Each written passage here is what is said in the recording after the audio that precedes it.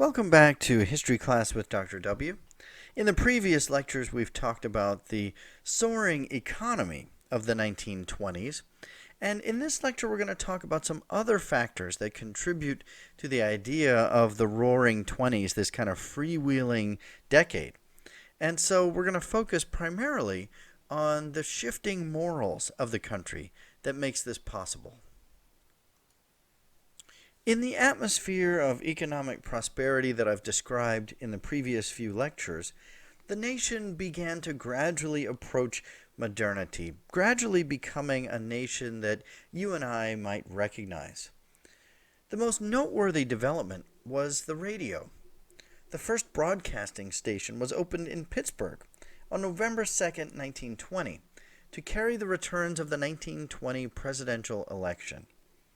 It was broadcasting to only a few hundred listeners, and at that early date, radio was essentially a hobby. Early radios were incredibly cumbersome, with huge, awkward antennae that the operator had to manipulate while turning dials and trying to make out sounds through the static. But the radio began to catch on quickly. By July of 1921, just 6 or 7 months after it had been introduced, when Jack Dempsey fought Georges Carpentier in the first $1 million boxing match, 80 stations around the country carried the action to tens of thousands of listeners. And this was only the beginning. By the next year, hundreds of stations broadcast around the clock.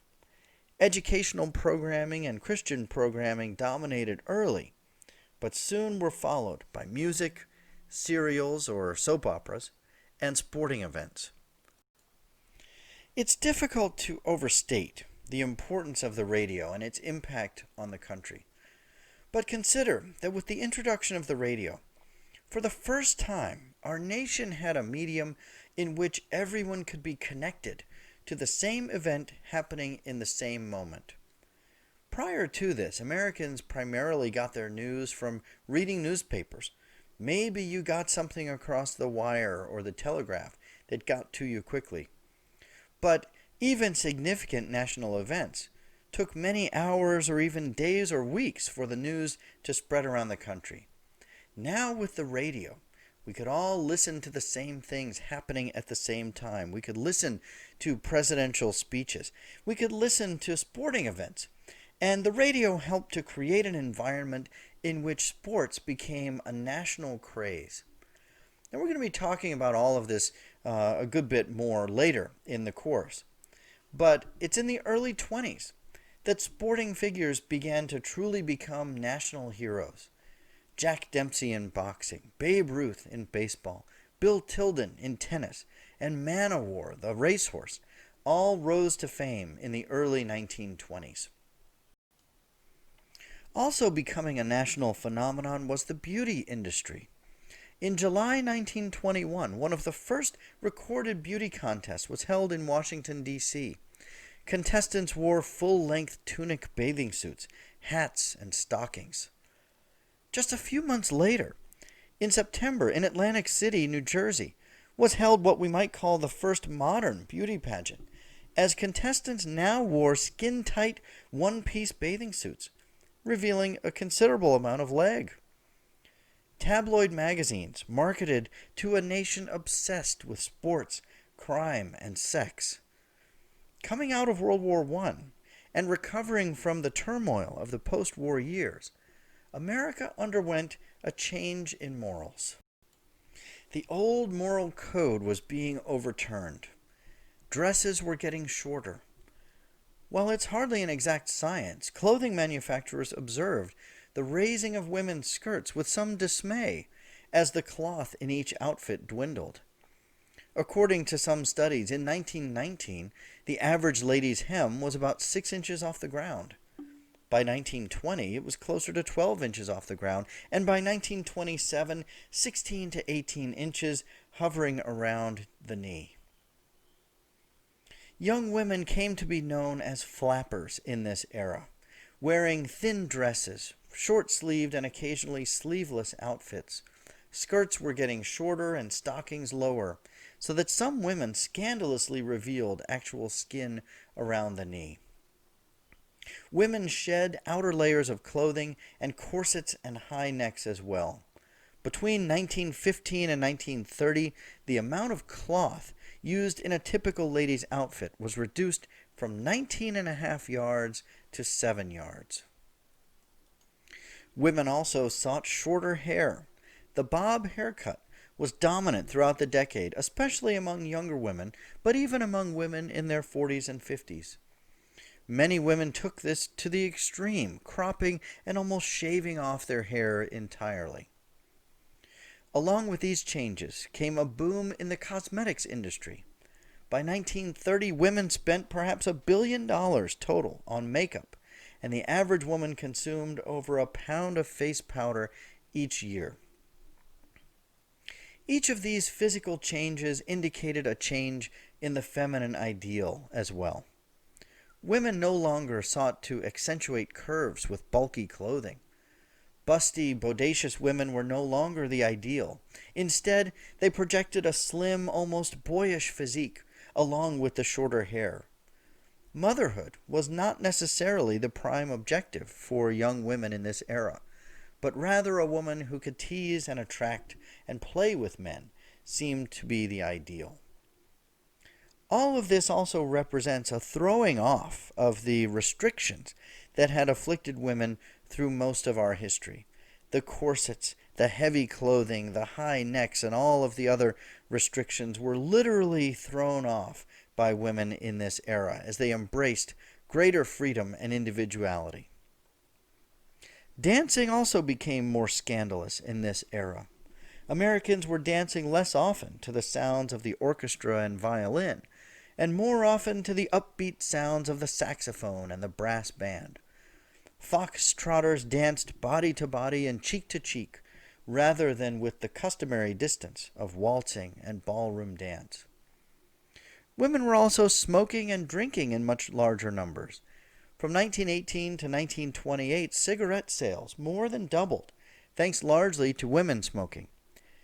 Also, as drinking moved from male-only saloons into private parties and integrated speakeasies, women took to drinking more as well. And drinking seemed to further lubricate the shifting moral center. Accompanying all of this was a rising rate of divorce. Of every 100 marriages, in 1910, 8.8 ended in divorce. In 1920, 13.4. And by 1930, 16.5. At the same time, divorce was becoming more acceptable, and divorcees, both male and female, were accepted again in social circles and often remarried. So what kind of conditions contributed to this shift in morals? Well, once again, we can begin by thinking about World War I, which created a care-to-the-wind attitude across the country, as soldiers heading off to war led to last-minute indulgences, and soldiers returning from the war led to carefree parties. The growing independence of women and the advance of the women's movement also played a role. The 19th Amendment was ratified in 1920, granting women finally the national right to vote. In this sense, women are now the equal of men, and they were going to begin acting on it. In a related development, women achieved much greater freedom around the home. The proliferation of appliances and gadgets discussed in previous lectures made housework take less time. Women now had more time for other activities. Canned foods, washing machines, irons, toasters, and the like speeded up housework and cooking. The vacuum cleaner, the use of electricity increased, and utility sales boomed. The Sears and Roebuck mail-order catalog boomed, as you could even order your own house through the mail. All of this provided more time for leisure activities, and in some cases more time for women to work. Women were working in larger numbers, giving them a greater sense of equality and also greater financial freedom. They had their own money to spend, rather than waiting for handouts from men. The ideas of Sigmund Freud also played a role. Freud had published his books since the late 19th century, but with the war, many Americans abroad began to pick up his ideas, including many American soldiers abroad. With the growing acceptance of science and the conditions described above, the United States was fertile ground for the ideas of Freud. Essentially, to Freud, sex was the motivating factor in all things in life. To truly be happy, one needed to lower one's sexual inhibitions and feed one's desires. Ideas such as sadism, masochism, and sexual experimentation began to circulate more openly. Americans were talking about Freud, talking about sex, and acting on their desires more often. Prohibition, which was enacted in 1919, also played a role. We're going to talk more about prohibition in future lectures. But Americans immediately began to revolt against this law and kept on drinking anyway.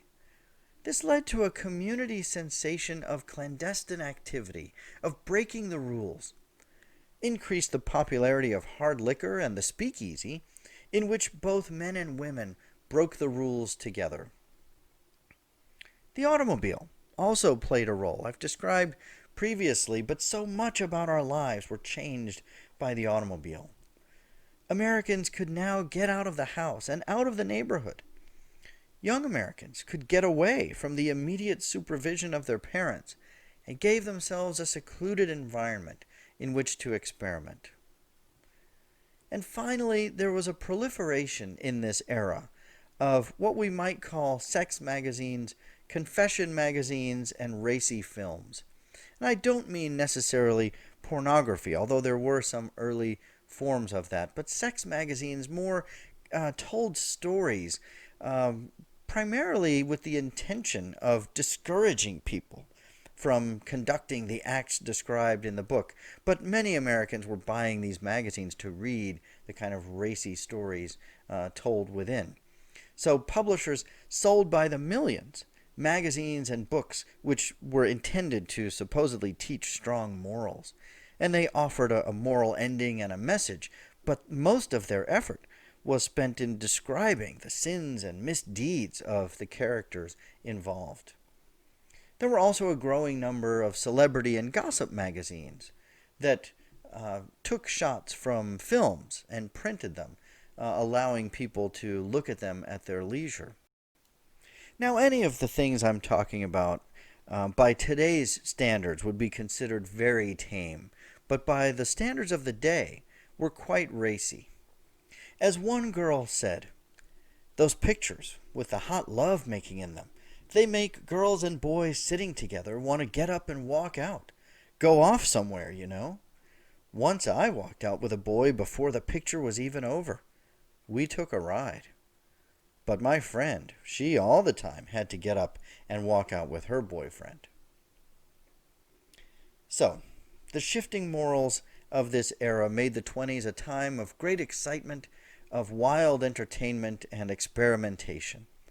The movies boomed. Movie stars and sex symbols rose, as did sports superstars and other entertainment. And we're going to be talking about all of these paragons of culture of the 1920s in the next few lectures. Not all Americans, though, supported or enjoyed this changing moral environment. At the same time, a portion of the population clung to conservatism and traditional Christian values. This kind of clash in our culture made possible events like the Scopes monkey trial, which we're also going to be discussing in much greater detail in a future lecture.